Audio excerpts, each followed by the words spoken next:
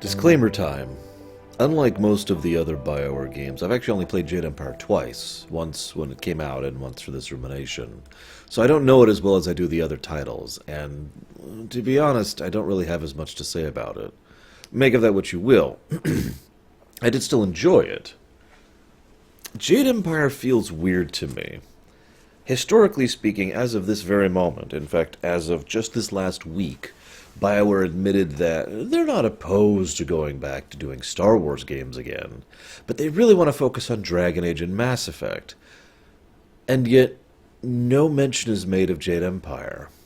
I'm starting to wonder if there's some legal problems with regards to why they seem to be so insistent on not returning to this setting, because it feels like there's a lot of work they could continue doing. There's a lot of stories they could keep telling in this setting. Granted, the story of Jade Empire itself has thoroughly and utterly concluded, and it ended in a way that you almost can't do a direct sequel to it because the endings are so wildly different from each other, you just can't accommodate for that. But there are other stories you could tell within the same setting, and they seem to be hesitant to even bring that up as a possibility. I've never been able to find out why to my own satisfaction, so I can't tell you why. I can only speculate. I do also want to mention something else about this game. This game felt like KOTOR 2. I just realized I have to clarify that statement. I don't mean Knights of the Old Republic 2, the Sith Lords or whatever. I mean, one of the things I both like and dislike about this game is that it feels like an expansion to KOTOR 1. It's the same. It feels in almost every way like the same system and structure, with a couple of slight variances. I mean, I know they use the same engine, and it's really obvious that the cutscene approach and style is the KOTOR cutscene and approach and style. Obviously, the combat is wildly different, or at least feels wildly different to me. But other than that, it feels like someone sat down and said, let's make a total conversion mod of KOTOR 1, but set it in, a Chinese-inspired history. Yeah, let's do it. That's the impression I got from this. And that's not a complaint, for record. It's just something that made me go, this is a game that I wouldn't mind having a proper remake of, to use my own terminology. Because my other complaint about this game, well, I shouldn't say other complaint, because the former thing isn't a complaint. This is a complaint. The game feels a little stilted at times, like a little stuttering. The dialogue is of varying quality. A little too often, I feel that some people say too much. This is actually a problem I mentioned just recently when it came to the Xenosaga series, where rather than relying on animations or visual presentation, people would say things, and I feel that detracts from the scene. So a lot of the dialogue is a little too on the nose in Jade Empire. But then some of the other dialogue is really, really good, and there's some good characterization throughout most of it. It's a BioWare staple, back when BioWare was still BioWare. It also, the combat feels like something that was grafted on to the, I don't remember the name of it right now, engine, the KOTOR engine that they were using. It's fun, but also, I don't know how to explain it. It feels like something that isn't designed to work this way, right? That's why I mentioned my total conversion comment earlier. It feels like someone was using the methods of the game to make something else happen. Let me give you an example of what I'm talking about, because I'm failing at describing this. How many of you have ever played custom maps in Warcraft 3, right? Or StarCraft 2, but Warcraft 3 is really the better example of this. And how many of you have played maps like racing maps, right? I believe that was an official one, where the camera is behind your unit and you hit buttons and those buttons make you race around. But what's happening isn't you hit left and the game turns you left. What's happening is you hit left and that sends a command to some unit, which is actually off camera, which runs a script, which then tilts you a certain number of degrees to the left, right? In other words, it's forcing a mechanic into an engine that doesn't otherwise support it. And there's always that weird feeling of it just being a little bit off. The word I want to use is actually amateur, but at the same time, that doesn't quite fit. You know what I mean? That's why I called this like a total conversion fan mod, or an expansion or something like that. That's probably one of my bigger complaints about the combat of this game, because I love a lot of the concepts of the combat. For record, I wrote down what I was using. Legendary style, just leaned on that most of the game. I used the Storm Dragon? Yeah, that's right. And of course the staff. Jade Golem, whenever I felt like just absolutely destroying something, and my main follower was Sky, because of course she was. I needed more focus. But I like a lot of what they do with the combat. The idea of, okay, so you've got your unarmed martial arts styles, right? And then you've got your weapon martial arts styles, and then you've got your casting styles. I guess I shouldn't call this martial arts. So you got your casting styles, and then you got your transformation styles. Each of these varies the gameplay significantly enough to feel different from each other. Then there's the fact that you have your health, your chi, and your focus. The health is obvious, but then chi is something that can be used either to cast spells, to heal, or to empower your attacks. And I like that option. I like that variety of being able to diverge that resource in whatever direction you want to. I also like the usage of focus, both for bullet time, which is nice if you're getting overwhelmed, especially in harder difficulties, or for using your weapons, to actually use a weapon attack, which is of course necessary when you're fighting golems later on. Hence leaning on the staff so heavily. I didn't use bullet time too much. I did mostly use my focus for weapon attacks. And I also love what they do with the followers. You've got their followers and they can attack and blah blah blah. But I don't know, maybe it was just my experience and my lack of trust in the AI.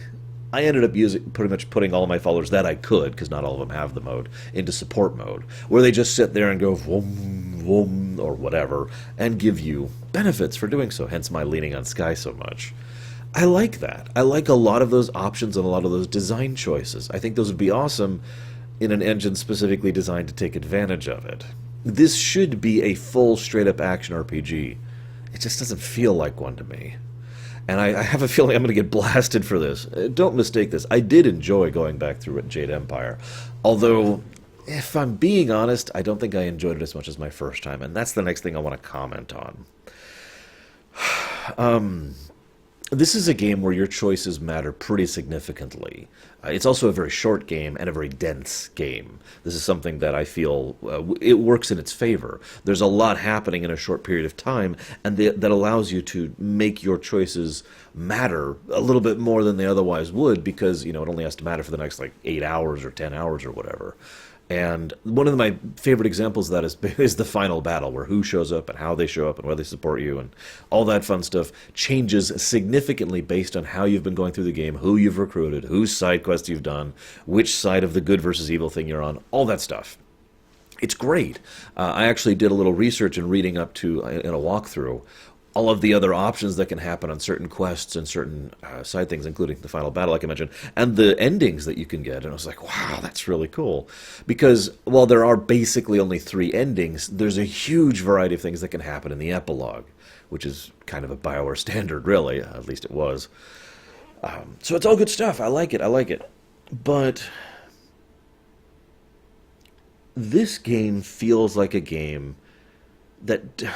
This is pure impression, pure opinion, but I feel like it's not quite as good the second time around. This is basically the opposite of the Babylon 5 effect. Knowing everything going into it didn't add to it for me. Instead, it was more like, okay. It's not like there isn't foreshadowing. In fact, there's quite a bit of foreshadowing. My favorite personal bit of foreshadowing is the many people you end up dueling over the course of the first, 5 chapters of the game, 6 chapters of the game. I don't remember when it really stops. But for quite a while, as you're dueling people, they will consistently refer to this flaw in your technique, which I never actually saw. But that there's this weird thing about the way you trained and the way you're approaching your combat, and then you beat them. And of course, playing this for the first time, they're like, "Aha! You were just luring me into a false sense of security, or whatever, or maybe I was just misseeing things."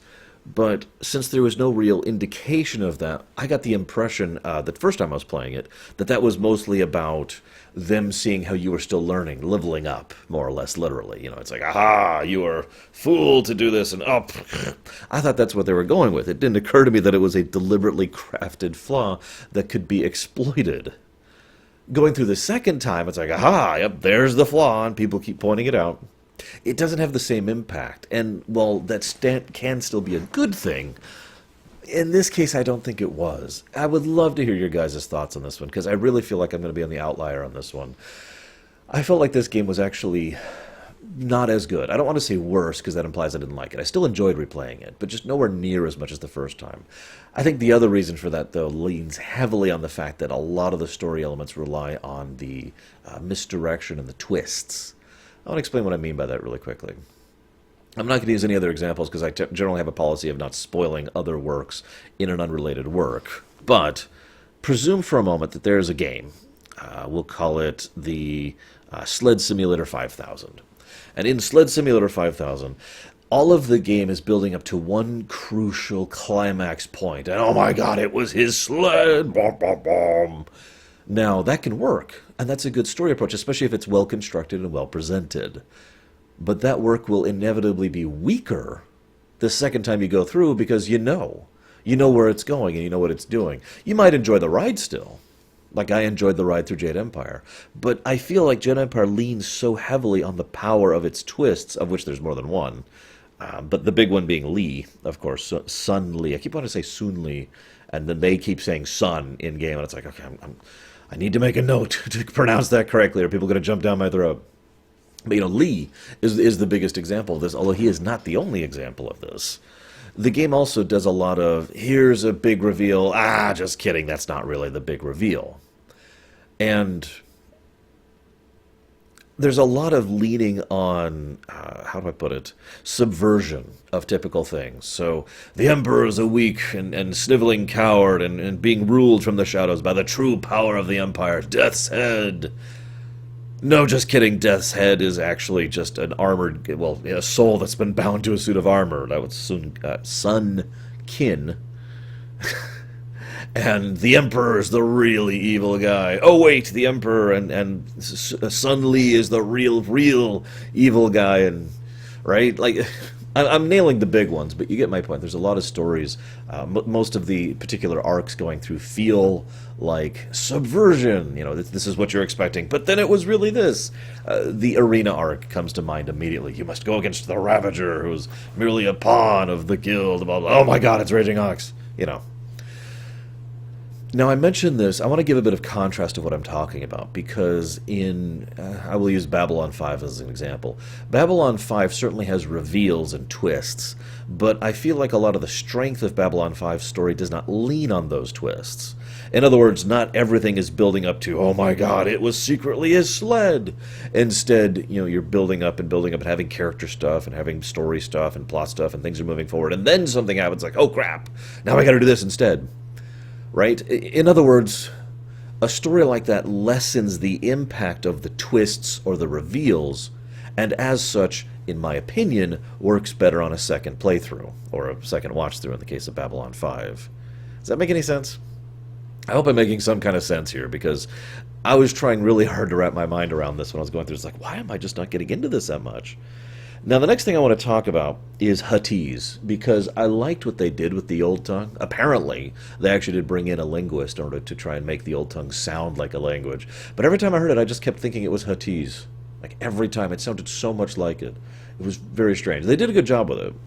But what I really want to talk about, that was just that was misdirection. Ha ha ha! Subversion. What I really want to talk about is the open palm and the closed fist. Now, I remember when I first heard about this game, back when it was coming out, and that was the thing that really hooked my attention, more than anything else. Action RPG, Chinese style, BioWare. Okay, all of that sounds good. It was definitely a game I was going to pick up and play. This sounded awesome. Because at the time, and I think I mentioned this back in my Fable Rumination, I don't know, it was a bit ago now. At the time, I was kind of getting a little bit on the whole good versus evil thing. It wasn't like it was a bad idea. It's just something that I was like, okay, yeah, a lot of games were having good versus evil meters at around that time in history, and it was like, okay, here's another good versus evil meter. But the way they sold it was the idea that it wasn't, that it was two different philosophies that are not good or evil. And I was like, oh, that sounds so cool. And then you play the game and it's good versus evil. Look, I'm sorry, there are exceptions. The Slave. My favorite example is The Slave, where you can show the closed fist by teaching her how to free herself. But those are the exceptions, not the rules. And generally, if you are the open palm, you are helping people or protecting people. And generally, if you're the closed fist, then you are being a jackass. And in some cases, actively cruel. Lord knows this is most demonstrably shown in the endings. In the open palm ending, you restore harmony and balance. I'll talk about that in a minute. And you know, everyone's free and everything's cool. In the closed fist ending, I will now rule and I as Sultan. You know, it was discouraging. Lord knows Mass Effect would have a similar problem, where too often Paragon choices were the correct choices, and Renegade were the worst choices. In my personal opinion, Mass Effect 2 probably did the best job of showing Renegade as not evil, and Paragon as not good. But it's a problem they've struggled with in general. One of the alternative ideas I've heard, and I wish I'd come up with this because it's a great idea, but I didn't. It was an idea I read in a forum when I was studying up for this, is the idea of making there be 4 moralities for this. And it's not like they couldn't do this. I mean, they did this in Neverwinter to an extent. You could have palm good, palm evil, fist good, fist evil. Now, that's still limiting you to good and evil, whatever, but it would allow for more nuance in how you present your character, which is something I really enjoy in a BioWare game when they do that well, which, if I'm being honest, is not all that often. Dragon Age Origins, excuse me. Right? Like, I love that idea of being able to be open-palmed evil. It could be very strongly argued that that is exactly what Sun Li is throughout the course of the game. He follows the way of the open palm and is incredibly evil. Arguably. I'll talk about him in a minute. And of course, Hai, the Emperor, very strongly follows the philosophy of the closed fist and is evil. Now, I just realized I should clarify that, because some people argue that Li is of the closed fist, not of the open palm. And I will admit it's debatable. In fact, if anything, I would say that what makes Li unique is he doesn't really adhere to any given philosophy in general, that he's willing to switch between palm and fist more or less at will, because he doesn't give a crap about any of that. I guess I'll talk about him now, because why not? One of the things I found most interesting about Sun Li is that he's portrayed as someone who is basically a complete sociopath, in the literal sense of the word. So, I am your daughter. I have a daughter? I suppose it is interesting to know that my daughter's alive. You know, that's cool. It sucks that something that was mine was taken from me, but whatever. Like, it doesn't matter. Nothing matters to him, except for his particular goals. This man, in my opinion, qualifies as a straight-up sociopath. The problem is, every now and again he gets into a little bit too much ego running, and indulges in a maniacal laugh every now and again. Probably my favorite example of that is the bad ending. No, not the closed fist ending. The ending where you say, all right, you killed me, but I came back and water a dragon and retrained, and I've got rid of the flaw, and I'm ready to fight you. Yeah, you can kill me. I'm cool with that. Why wouldn't I be? See, the thing is, I can't actually complain about this, because I like having player options, and I like having this additional ending as an option. And it is truly horrifying. Like, you are venerated. That's funny, he actually keeps his word. You are venerated, there's this great statue of you, and everyone bows and worships you and him. But then he goes like, ha ha ha ha, I'm super evil. And it's just really messed up. You get the impression that that's basically the end of society right there. Anyways. But no, there's several times where he just kind of slips into villain mode for no seemingly explained reason. And I feel like it's detracting from his character. In fact, I feel like it's out of character for him. This is someone who...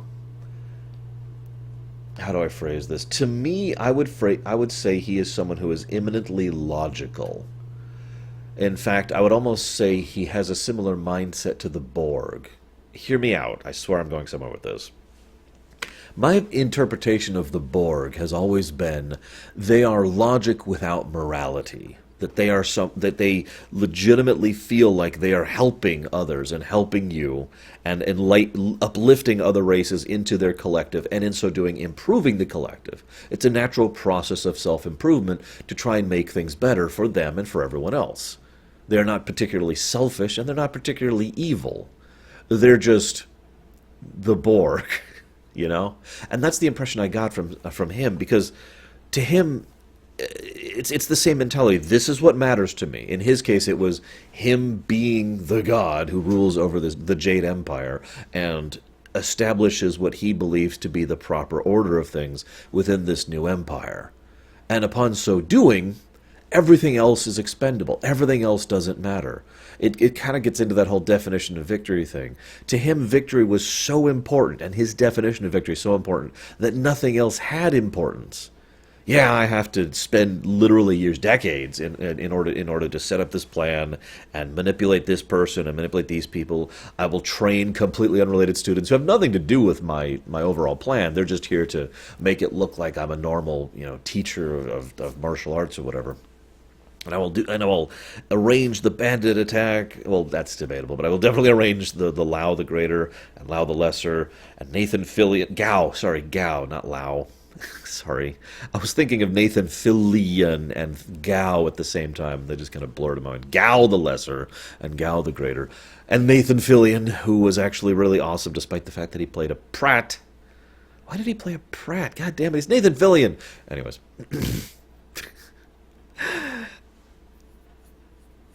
And there was just so much stuff they do that he does, that he is willing to do, without any regard to anything else. It's like the idea of the villain who is more than willing to degenerate themselves and take torture and humiliation and embarrassment and shame, because it doesn't matter. Once they win, and that victory is sufficiently important to them to overwhelm the cost. It's actually boiling it down to basic math, which is a purely logical perspective, isn't it? Someone with ego, someone with pride, someone with morality, someone with sensibilities, someone with inclinations or biases or beliefs might say, well, I'm willing to do a lot to accomplish my goals, but I'm not going to do this, this, this, and this. But Lee, by contrast, to me, felt like someone who was willing to do literally anything across the scale, from the banal to the incredibly horrific, because it was all worth it to become the god of the new world. Sorry, that's a bad reference. I imagine some of you won't even get that. That it was all worth it to him. The character I am most reminded of when I think of Lee is actually the Joker when he's well written. The Joker as in the Joker who really does not give a crap, who is willing to go way above and beyond what everyone else is because of how little it means to him. That consequence is not something that matters to him. And I feel like the same way with Lee. By contrast, I don't have nearly as much to say about Hai, the other main villain, except that it was awesome to hear Armin Shimmerman. It's always awesome to hear Armin Shimmerman. He felt like someone who was always going to be a bad egg, basically. It's implied and stated throughout the course of the game that he was willing to go this whole thing, in order to start this conflict and deal with the drought for reasons of what amount to desperation. But the impression I got, and please feel free to give your own thoughts on this as well, is that it was still self-interested. It wasn't just, oh my god, my empire is dying. It was more like, oh my god, my empire is dying. Changing the emphasis there. He was still doing it to fix the empire, but because it was his empire, his eternal empire, that he will rule on high as Sultan, yada yada, right? I always got that strong impression that he was far more self-interested, hence why I call him far more of a closed-fist follower than Lee, who I do get the impression that he was legitimately interested in improving the empire, at least as far as he saw it, and removing the Celestial Bureaucracy, at least as he saw it, hence open palm. Again, debatable, I get it, but given that the predominant themes of balance and harmony are present throughout the entire game, I feel like it's a fair thing to say. I jotted down a couple of notes as I was going through, because I want to talk about the Celestial Bureaucracy, the Cycle, and the Natural Order. They bring up the Natural Order a lot in this game. The things I jotted down were the Golem Army, Ravager, the Drought, and the Mother, all of which I felt were good examples. There's others, but good examples of that predominant theme, that when things get out of balance, that when things leave the natural order, bad things happen. Now, this makes sense from the perspective of the Chinese mythos, which is how that's usually portrayed. The natural order is how things should be. There should be a drought for 20 years, and once that drought is done, then something else will happen, right? It's even mentioned, although I don't think they confirmed this 100%, that his ending of the drought early and forcing the water dragon to supply his area meant that other places in the world did not get that to balance out the equation, right? Just balancing back down to zero. So you get this strong impression that harmony and balance are a good thing, which is why I just couldn't understand it throughout the course of the game. Maybe it's just my particular sensibilities, but I look at this and I see the Celestial Bureaucracy as, at best, a well-meaning antagonist, and at worst, the outright villains of the story. And I know that that isn't really what the game is going for, but I couldn't help but perceive that as I go through it. Why did they decide the drought needed to happen to begin with? The only things they really mentioned about that I caught were, well, this particular empire, it needs to end. It needs to crumble and collapse, so we're going to have this drought happen. And it's okay. It's all part of the natural order. And it'll be balanced out further down the line. Or is being balanced out now in other places of the world.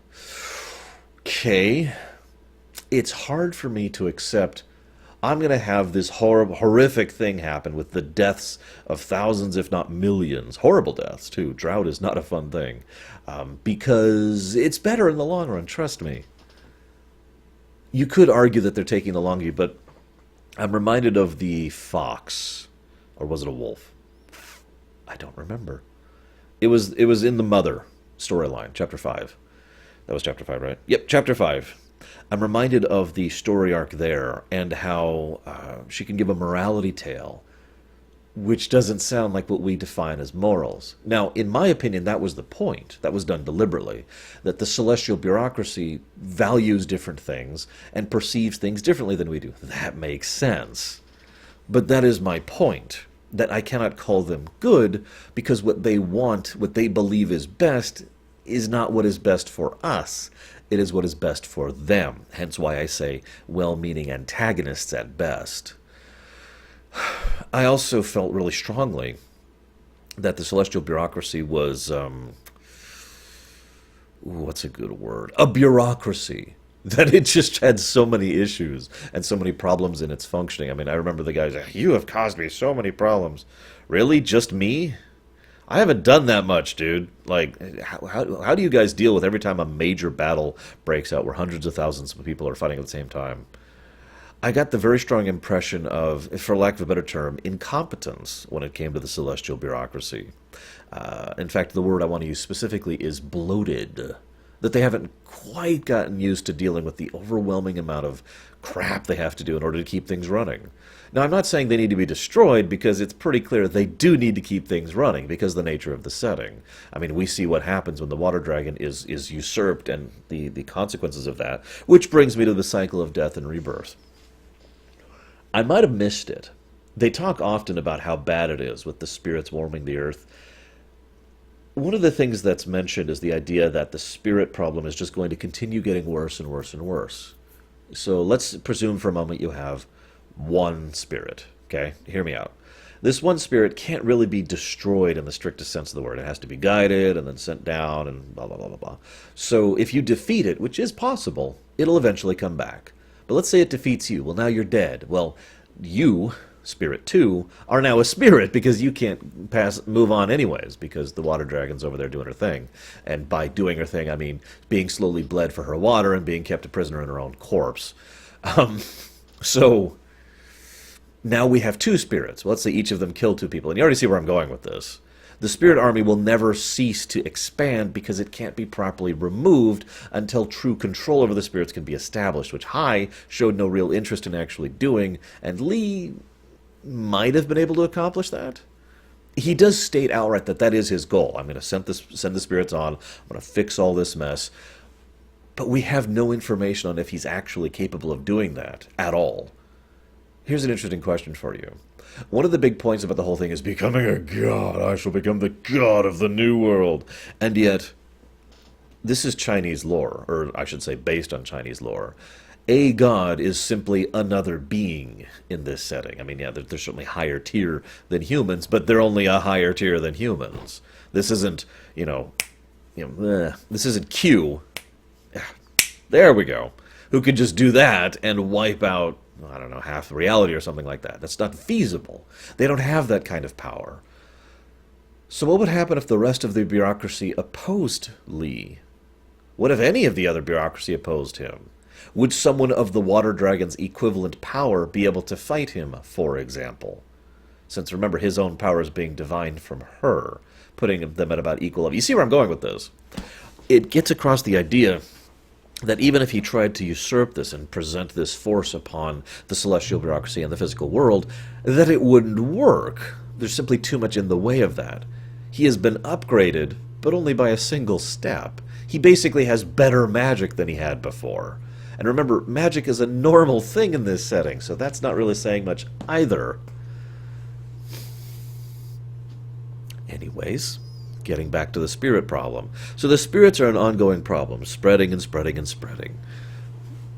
Is rebirth happening? Because I know there's the whole reincarnation thing, and they mentioned that several times, that she governs the the wheel. They mentioned several times the wheel, and that she also is part of reincarnation and rebirth. Are new people being born during this time? Like, on one extent, you kind of have to assume that they are, but on another extent, maybe I'm speaking a little bit from Pillars of Eternity, but I get this strong impression that, at the very least, less new people are being born, because the people who died aren't being recycled back, right? Or is this their explanation for population growth, which means that the population would stop growing and would, in fact, probably start shrinking because people aren't going to have enough children, and blah, blah, blah, blah. You get it, right? It called to mind my... How do I phrase this? This, to me, was the biggest and most interesting threat of the setting and of the game in general. Yeah, there's the Lotus Assassins. They're pathetic. Like, at first, they're like, oh, we are super amazing. But then you learn more about them, and... whew, yeah, those guys are pathetic. So there's the Lotus Assassins, and Death's Head, who is definitely the bad guy. No, he's not. And then there's the Emperor, who's definitely the bad guy. And then there's Lee, and this whole time I'm just thinking, guys, spirit problem? I mean, hello? This is a huge problem. And they were just like, yeah, I will fix it. I will fix it. Okay. No one's doing anything about it. I guess I'll defeat you so I can release the Water Dragon. Not because I agree with her, not because I like her, because I don't and I don't. But because this spirit problem needs to be dealt with. Yeah. I also want to talk about three other things, excuse me. I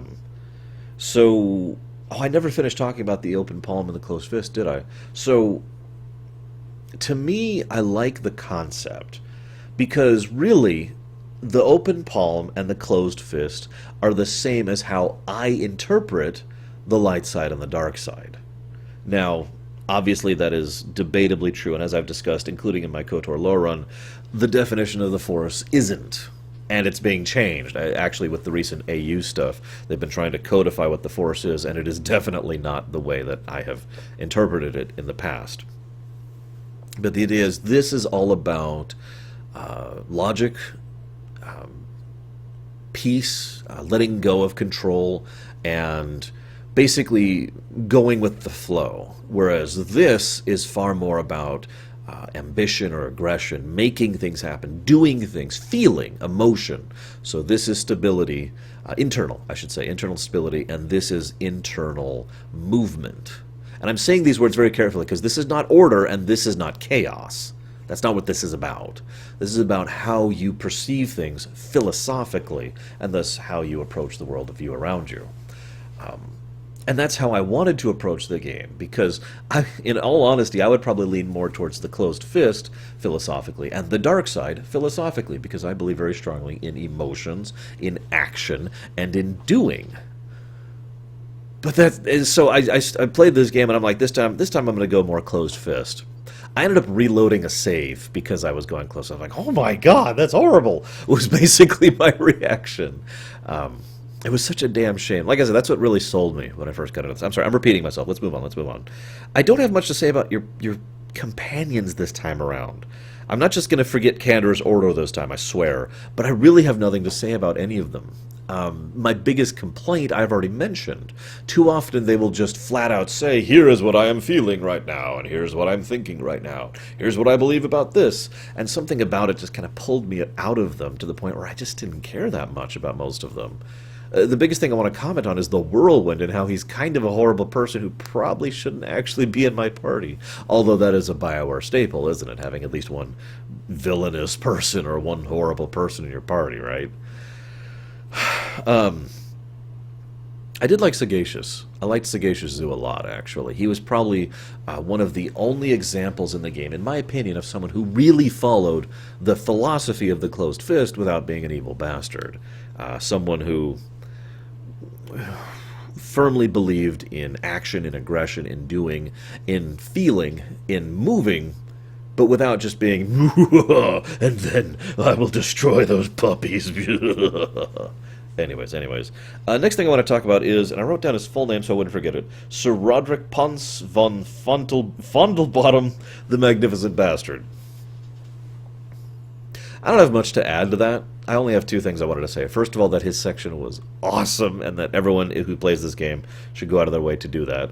And second, he's a mishmash of multiple different European, or I should say non-East Asian cultures kind of shoved together. And I found that kind of interesting, because I wonder if that was on purpose. We have an unfortunate problem in fiction, especially, to blur Chinese, Japanese, Korean, Taiwan, all of these into one general culture, which is obviously incredibly inaccurate. Philippines, that's obviously ridiculously inaccurate. But usually that's why it's usually just referred to as Asian or East Asian or whatever, right? What we see in Sir Roderick is the exact same thing. So he's got Spanish, he's got British, a little bit of French in there, a little bit of German in there, right? Just kind of mishmash, because Europe is all one place, right? You get my point. I just thought that was amusing, and of course John Cleese was amazing. It's funny because he's so hilariously, stereotypically awful, but they portray it completely for laughs, ignoring the fact that one of the first things he does when you find him is he shoots a guy to death. And I'm laughing about it. Anyways, the last thing I want to talk about. So, one of the questions that was posited to me while I was working on this rumination, because I mentioned to a friend, Jade Empire 2, and they were like, well, where do you go with it? Right? I mean, you have to decide which ending is canon, because the endings are so violently different from each other. And my first thought, admittedly, was to pick the bad ending. Okay, the world has been usurped, and Lee is in charge, and he's got his whole new empire going. And now we have to do something about that. But the more I thought about it, the more I said, hang on. Why don't we go ahead and go with the open palm ending? The good ending. Why don't we go ahead and go with that direction and cover what the hell was going on with the... I don't think they ever named it. The nothing is what I have it written down in my notes here. The non-existent creature, the thing behind the mother. There's implications in Chapter 5 that there is stuff beyond the natural order of things, and that this stuff is unaffected by and cannot be influenced by the Celestial Bureaucracy. When they first mentioned that, my first thought was, they're talking about people, yeah, okay. But they weren't. They were talking about whatever thing that was that we never actually fight and we never really interact with in any significant manner. Why not go in some direction with that? Because another thing that's mentioned, or at least hinted at, is that everything that's been going on over the last several years with the enslavement of the water dragon and all that is something that has been bringing the attention of these nothings, these outsiders, or whatever the hell they are, into the setting in a way that usually they wouldn't be. Why not follow through on that idea? Really develop the concept of these outside nothing things and try to have a more existential threat. It would even be a good way to try and examine the actual concepts, as stated, of the open palm and the closed fist, because the open palm and the closed fist would both want to stop that, and they would both want to do so in completely different ways. We must find bonds of unity and camaraderie, and we will form a unified front or something like that, and we will try to weather this storm, whereas the closed fist would be more like, we will have to find the greatest of our number and strike through, and everyone will have to turn into fighting for themselves and pushing back and so forth and so on. I just think that would be a great direction to go with a hypothetical Jade Empire 2. So here's a link to my Kickstarter, no, I'm kidding. I do hope you've enjoyed my thoughts. Unfortunately, I just don't have much else to share. It was a treat going back through this game. I probably can't picture myself doing it again, with the possible exception of a lore run, because honestly, as with most BioWare games, this game is very primed for lore run material. So make of that what you will. I'll see you guys next time.